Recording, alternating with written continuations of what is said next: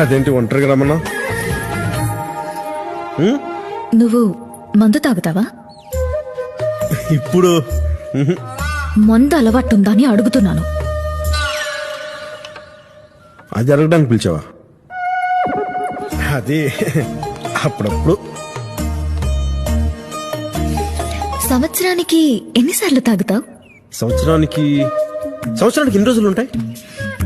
365. అంతే. కానీ నేను ఏది పడితే తాగని తెలుసా? చాలా సెలెక్టివ్ బ్రాండ్స్ తాగుతాను.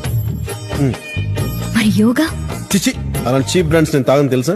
బ్రాండ్ గురించి కాదు, యోగాసనాల గురించి. ఓహో, యోగాసనాలా?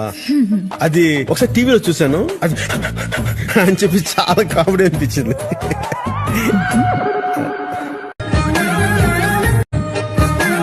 అదేంటి ఒంటరిగా రమ్మన్నా?